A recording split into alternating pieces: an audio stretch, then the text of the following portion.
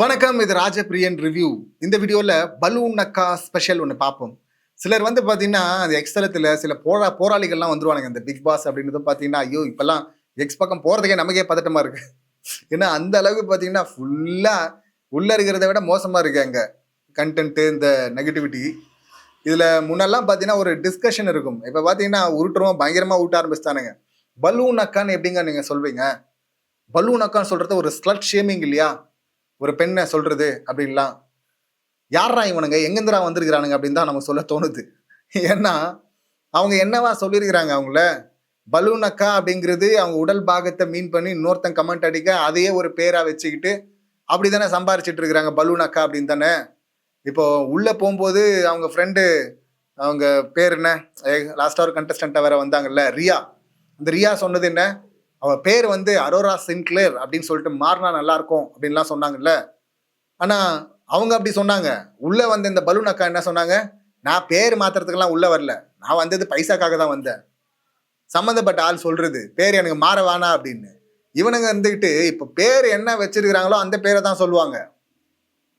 அவங்க அந்த பேரை வைக்காம அவங்கள பார்த்துட்டு உடல் இதுவை பார்த்துட்டு, இப்ப ஃபேட் மேன் ஒருத்தர் இருக்காரு, அவர் ஃபேட் மேன் தான் அந்த ஐடியில தான் இருக்கிறாரு.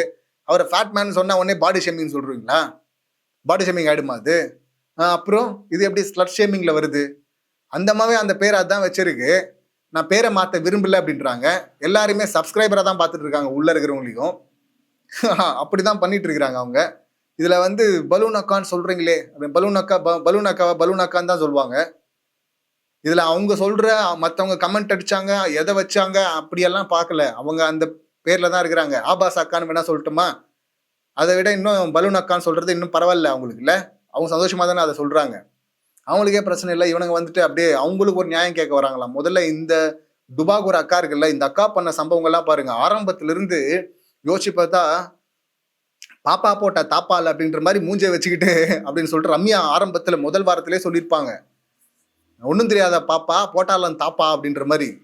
என்னம்மா இந்த மாதிரிலாம் பேசிட்டு இருக்க அப்படின்னும் போது, ரம்யா அமைதியாரு ரம்யா, வாட் த எஃப் வேர்ட்லாம் யூஸ் பண்ணியிருப்பாங்க. ரொம்ப சாதாரணமா யூஸ் பண்ணுவாங்க. இவங்க பாஸ்டர்ட் அப்படின்லாம் கூட திட்டிருக்காங்களா கம்ருதுன்னு.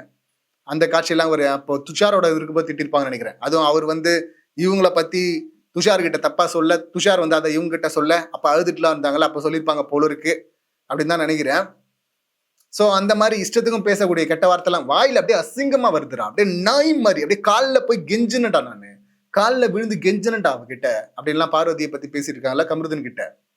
கெஞ்சுனண்டா அப்படியே அசிங்கமா வருதுடா வாயில. வேற ஏதாவது வந்துட போதுடா. வார்த்தை கூட வருது, ஏதோ வாயிலாம் அசிஞ்சது. அது அந்த கன்றாவையெல்லாம் போய் டீகோட் பண்ண தேவையில்லை நமக்கு. அது ஏதோ கெட்ட வார்த்தை பேசுறது ரொம்ப அப்பட்டமா தெரியுது இல்ல. சோ இப்ப அப்ப ரம்யா என்ன சொன்னாங்கன்னு சொல்லிட்டு அந்த வீட்டுல இருந்து இந்த வீட்டுக்கு வந்து அப்பயே அந்த வேலையை பார்த்தவங்க போட்டு கொடுக்குற வேலையை. ரெண்டாவது, அதான் ஒரு பிரச்சனையை மூட்டி விடுறது. ரெண்டாவது சம்பவம் தான் பாத்தீங்கன்னா நம்ம ஆதிரை சம்பவம். அதான் முதல்ல நினைச்சிட்டு இருந்தோம். இல்ல, அதுக்கு முன்னாடியே ரம்யாவை இது மாதிரி பண்ணிருக்கிறாங்க அவங்க. ரெண்டாவது தான் ஆதிரை வந்து கமருதனை பத்தி சொன்ன உண்மையை கமருதன்கிட்டே போய் சொல்லி 2 பேருக்கும் சண்டையை மூட்டி விட்டு நடுவுல ஒரு பிளே பண்ணாங்கல்ல.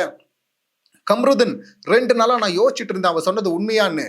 ஆனா இப்ப நீ பண்றதெல்லாம் பார்க்கும்போது அது உண்மைதான் தோணுது அப்படின்லாம் சொல்ல, இந்த சீரியல் டைலாக் எல்லாம் இங்க பேசாத கிளம்பு அப்படின்னு சொல்லிட்டு கமருதனே கலாய்ச்சிட்டு இருந்தா. அப்படி அப்ப அதுக்கப்புறம் ரீசெண்டா பண்ணதான் பார்வதி நைட்லாம் அவன் போகிறதுனால, நைட் இன்னும் ஒண்ணு வராம இருந்துச்சுன்னா பார்வதி பக்கம் போகாம இருப்பான். ஆனா வந்துருது நைட்டு, அதனால அங்க போயிடுறான்.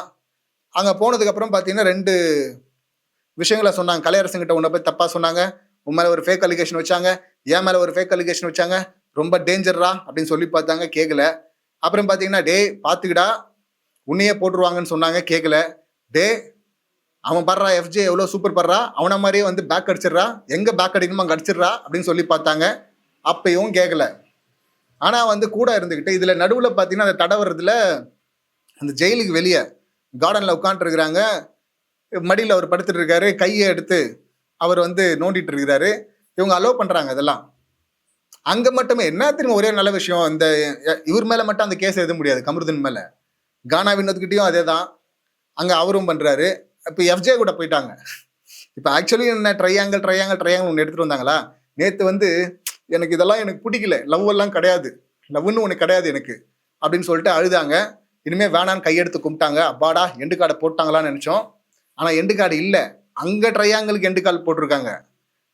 அதுக்கப்புறம் பேசும்போது கூட வார்த்தையை சொல்லி விட்டுருக்காங்க இவங்க, அடல்ட் இல்லையா, அது என்னவாவது எப்படியாவது போலாம் இல்லையா? ஏன்னா கம்ருதன் கிட்ட கூட இவங்க பேசும்போது ஃப்ரெண்டுனால ஃப்ரெண்டோட நிப்பாட்டல. அவங்க சொன்னது என்னன்னா, ப்ரொக்ரஸ் எந்த ஒரு ரிலேஷனா இருக்கட்டும், அது வந்து ப்ரொக்ரெசிவ் ஆகணும் அப்படின்னு சொல்லிட்டு நான் நினைப்பேன். அதுல ஏதாவது ப்ரொக்ரஷன் இருக்கணும். இருக்கணும். என்ன ப்ரொக்ரஷன் எதிர்பார்க்குற? ஃப்ரெண்டுன்ட்ட அந்த பக்கம் லவ்வு, அங்க போறது இவங்களுக்கு பிடிக்கல. சரிடா சொல்லி பார்த்தேன். கேட்கலன்னா விட்டு நீங்க ஒதுங்கிடணும்ல.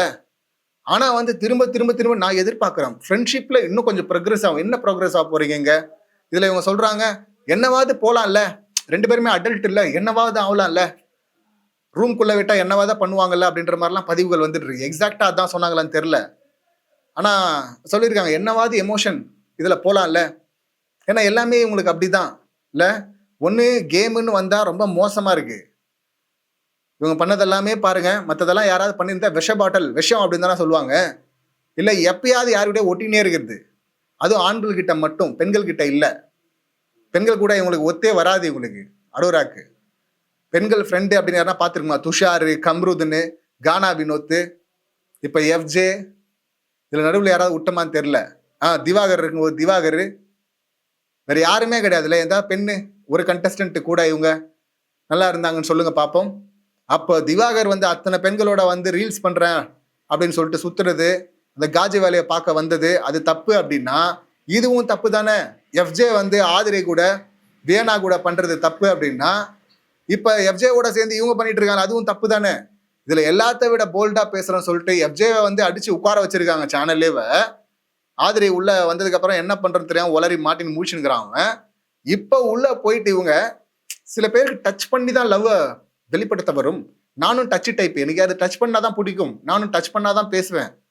நான் பாரு சும்மா இருந்தா கூட டச் பண்ணிக்கிட்டே இருப்பேன். கானா வினோத்தை, கானா வினோத்துக்கு எப்ப வந்து சூனியம் வைக்க போறாங்கன்னு தெரியல. கானா வினோத்துக்கு நிச்சயமா வைப்பாங்க. எப்படி வந்து தர்பீஸுக்கு வச்சாங்களோ அதே போல கானா வினோத்துக்கு ஒரு நாள் இருக்குது. இந்த பலூன் அக்கா வைக்க போகுது. அப்ப சுதாரி ஸ்டார்னு வச்சு கானா வினோத் எஸ்கேப் ஆயிட்டாருன்னா சூப்பர் அப்படின்னு சொல்லலாம். டப் ஸ்டார்னா. ஆனா மேக்சிமம் சிக்கிறது தான் வாய்ப்பு இருக்கு. ஏன்னா அந்த அளவுக்கு தான் வந்து மைக்கே வச்சிருக்கிறாங்க கண்ட்ரோல்ல. இப்ப காமெடிங்கிற போர்வையில கூட பாத்தீங்கன்னா அவரு பாட்டு பாடிட்டே வந்து லவ் அப்படின்னும் போது கட்டி பிடிக்கிறாரு அந்த பக்கம். இன்னொரு பக்கம் பாத்தீங்கன்னா ஒரு காமெடி பிளே ஒன்று பண்றேன்னு இன்னைக்கு பண்றாங்க. அதுல பாத்தீங்கன்னா யாரு இது கல்யாண மாலை மாதிரி சபரி நடுவில் உட்காந்துட்டு வரன் பாக்குற அந்த மாதிரி சொல்றாரு. அரோரா யாரு உங்க அப்பாவா? அப்பான்னு சொல்றாங்க ஃபர்ஸ்ட். உடனே அவரு அப்பாவா?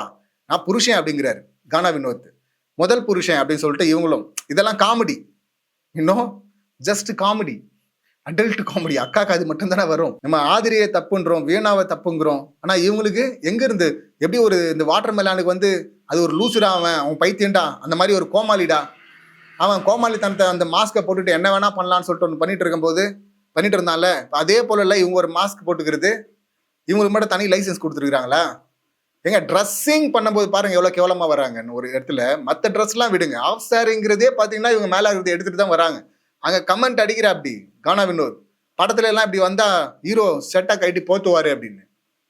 ஆனாலும் அவங்க அதே ட்ரெஸ் தான் இருக்காங்க. பிக் பாஸ் வான் பண்ணவே இல்லை. கடைசியா வேற டாஸ்க்காக தான் ஈவினிங் மாத்துறாங்க. இதே ஜூலி வந்து ஒரு டிஷர்ட்டை போட்டு வரும்போது லைட்டா இதுவா இருக்கு, இது வந்து ஒலிபரப்புக்கு உகந்தாக இல்லை அப்படின்லாம் சொன்னாரு பிக் பாஸ். ஆனா பலூன் அக்காவை சொல்ல மாட்டேங்கிறாரு. நான் கூப்பிட்டதே அதுக்குதான், இதை வேற வந்து ஏன் மாத்த சொல்லுங்கிறாரா? இல்ல என்னன்னு புரியல அதுல. ஏன்னா ரொம்ப இது இந்த கேம் எல்லாம் பார்த்த பாயிண்டா அங்க எங்க பேசுறாங்கப்பா இவங்க. ஒருவேளை வந்துருவாங்க போல பாசிட்டிவா நினைச்சா. ஹிஸ்டரி முதல் ரம்யால இருந்து ஆரம்பிச்சு எடுத்து பார்த்தா இதுவரை இது பிளே பண்ண எல்லாமே மோசமா தான் இருக்கு. பார்வதியை பத்தி விக்கல்ஸ் கிட்ட சொன்னது, பார்வதியை பத்தி கமருதன் கிட்ட சொன்னது, இதை தவிர என்ன இருக்கு கேம்ல? இதுல எஃப்ஜே வந்து சூப்பர்னு சொன்னது.